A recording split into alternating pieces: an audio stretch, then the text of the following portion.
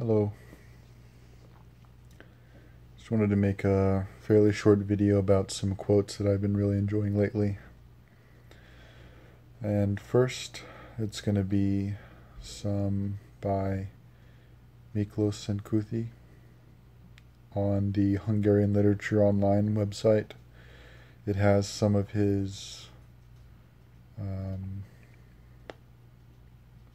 short memoirs, basically.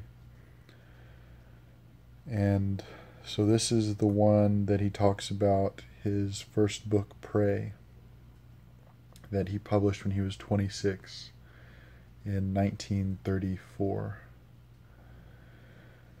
And I'll just start it. I never in any shape or form considered Prey to be a work that belonged to an avant-garde. At most it was different from the Mittelbrau, Lahos Zelahi, or Ferenc Herzog. If I had chopped the whole thing down into neat chapters, it would have become, disregarding a few never consciously created stylistic features, a more or less sober-minded collection of essays, diary entries, and novellas. I also visualize a naively, romantically imaginary new edition of it the same way, though it would have the same chapter titles in a detailed list of contents, a separate booklet in 1934, or else set in the text or in the margins. When people pigeonholed the book with surrealism and other isms, I felt a bit like Molière's bourgeois gentilhomme, who on being taught the difference between prose and poetry exclaims in astonishment, "Good heavens! For more than 40 years I have been speaking prose without knowing it."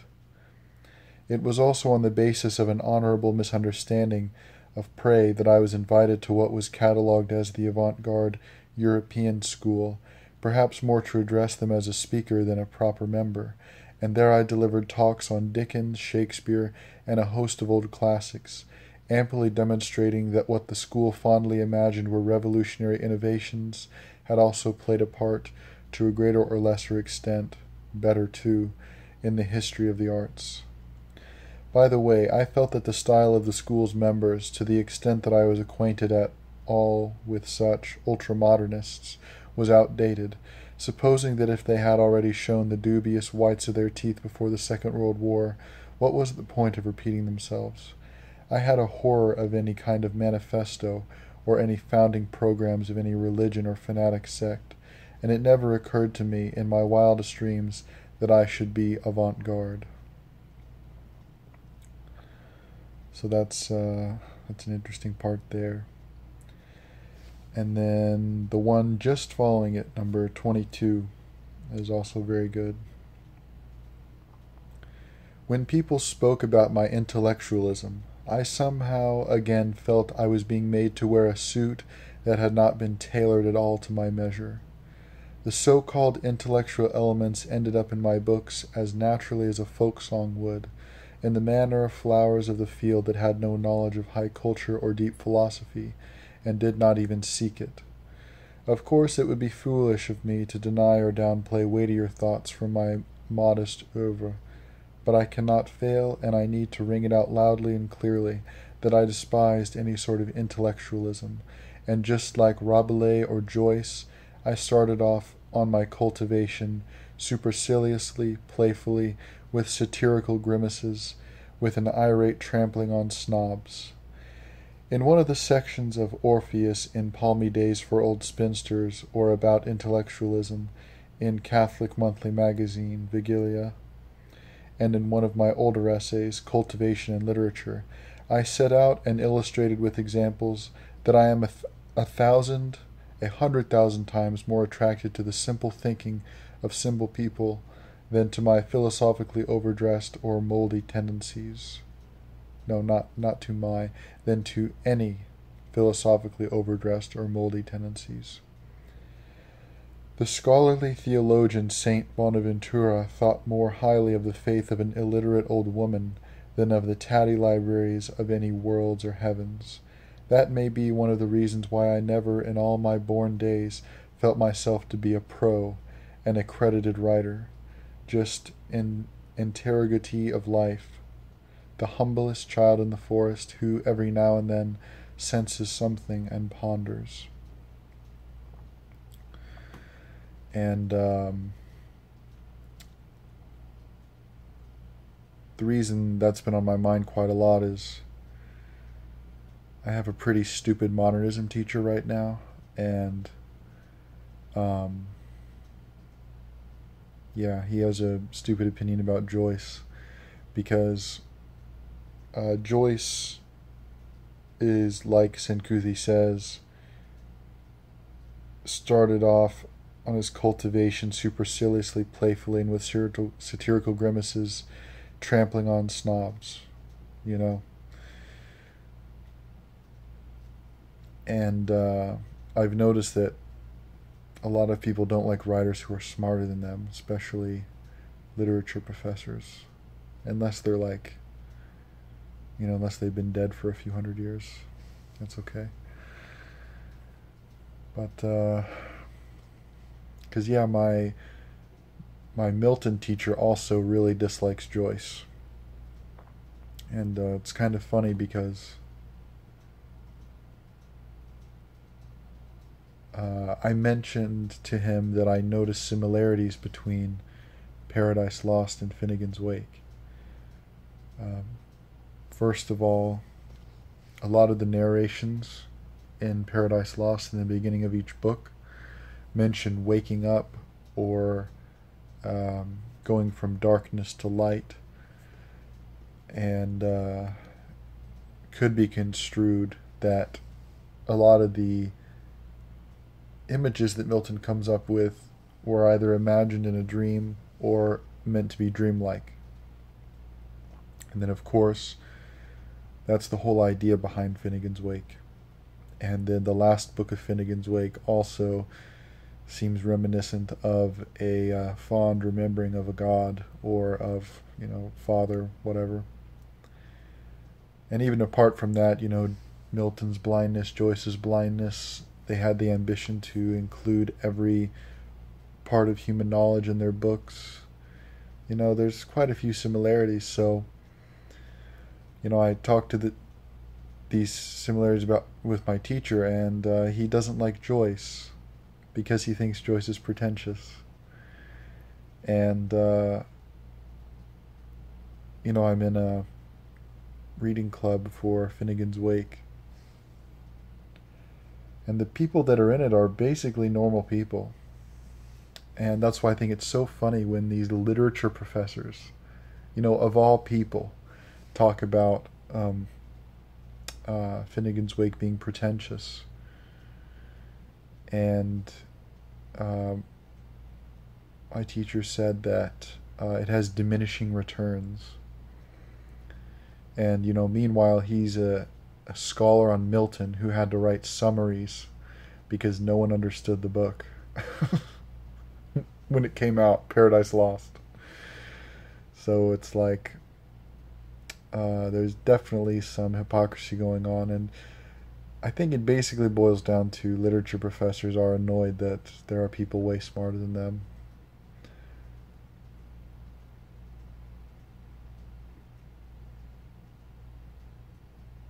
That's really the only thing I can think of, because almost any other reason is just horribly stupid. But yeah, I've been looking at a lot of stuff about the illusion of conscious will, like the idea that you can choose things with any amount of freedom is an illusion. And it has no basis in like experimental reality or close observation of oneself. And I'm reading this really good book now called The Illusion of Conscious Will by Daniel Wegner, who is a psychologist at Harvard. And at the very end of the book, he includes a quote by Albert Einstein that I thought was really nice. If the moon, in the act of completing its eternal way around the earth, were gifted with self-consciousness, it would feel thoroughly convinced that it was traveling its way of its own accord.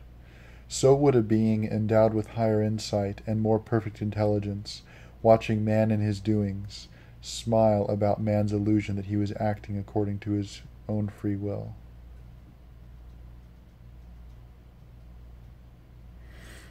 So just that is, I think, pretty meaningful, because for the last at least over a year, I've had a very distinct sensation, and running through it logically, that consciousness is an illusion, and especially like the idea of free will or will itself.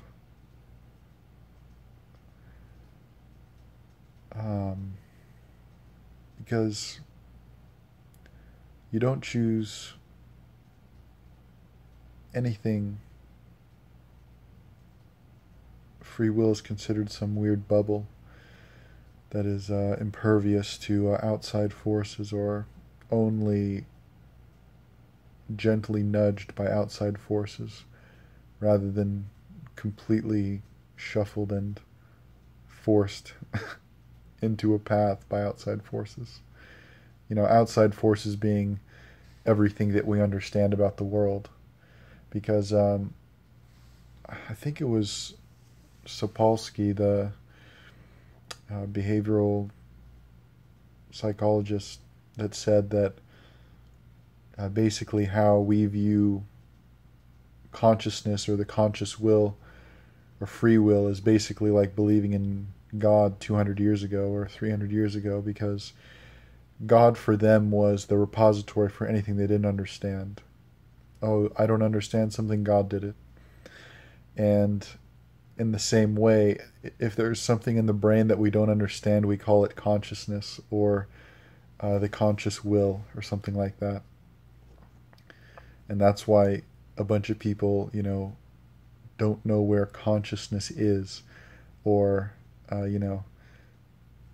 can't understand consciousness. And it's like when people were trying to come up with all these convoluted things to try to describe how the Earth was the center of the solar system. They had to come up with all this weird stuff, and then Copernicus was like, wait a minute, it makes much more sense if we just flip these things. And that was that.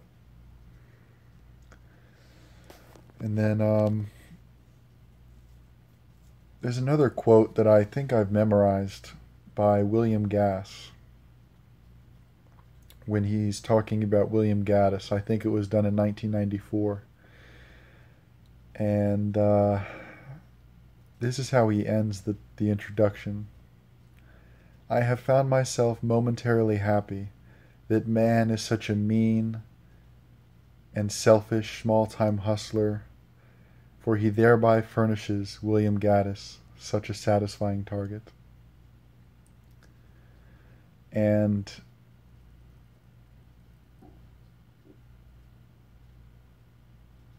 there's another quote that I don't think I memorized exactly, where Gass is talking about like the critical reception of Gaddis's work, and he says something like,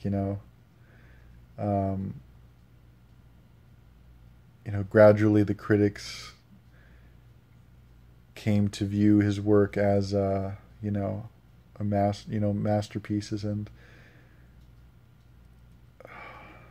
no, I'm missing one line, but anyway, it's like and the critics are respectful now. They are terrified of making fools of themselves, which is an improvement. Talking about by the time Gaddis had won the National Book Award, and his books had been translated and stuff, compared to when only the Recognitions was out. And that's another thing I've been thinking about, I always think about, is the reception of works, and how long it takes for people to realize that a book is good. Because you have people like Shakespeare who are recognized pretty quickly, Or I was just reading one other book I got recently and have been looking at is this translation of the Divine Comedy by Ciardi, or Chiardi, however you say it. And he mentions in the introduction that Dante was pretty quickly recognized as being extremely good. And there were commentaries written within 20 years of his death, which, fair enough, is still, a little late. And then within 50 years, people were really getting into his stuff, writing analyses and stuff. So it's interesting to see which good books were actually recognized at their time, but then the books like The Recognitions or Moby Dick that were completely ignored, or like Saint Kuthy's Prey when it first came out. And his other works were censored by the government, and so on and so on. And speaking of Moby Dick, there's a passage in, I think, chapter 132 that has to do with free will. And I think it's extremely beautiful, so I'm just going to go ahead and read it now. O Starbuck, it is a mild, mild wind and a mild-looking sky. On such a day, very much such a sweetness as this, I struck my first whale. Oh shoot! No, this isn't the passage. That's a very good passage too, but let's see here.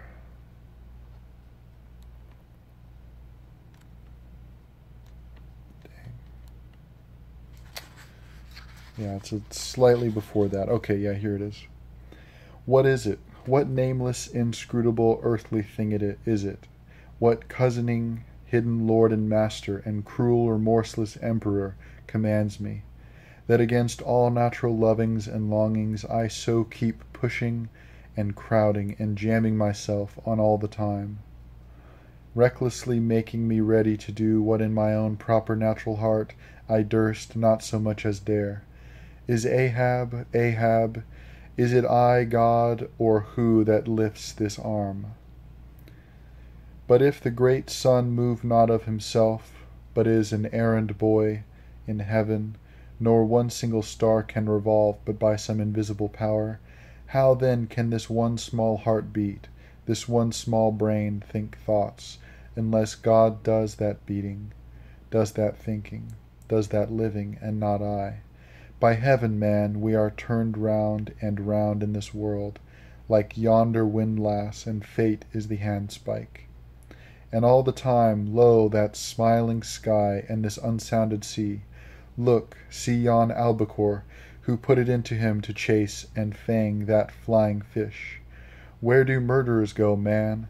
Who's to doom when the judge himself is dragged to the bar? But it is a mild, mild wind, and a mild, mild-looking sky, and the air smells now as if it blew from a far-away meadow. They have been making hay somewhere under the slopes of the Andes, Starbuck, and the mowers are sleeping among the new-mown hay. Sleeping? Aye, toil how we may, we all sleep at last on the field. Sleep. Aye, and rust amid greenness, as last year's scythes flung down and left in the half-cut swaths. Starbuck! And that reminds me of another quote in another book which I've been reading recently by Saint Kuthy. Marginalia on Casanova. And I believe it's from the introduction, but yeah, he basically talks about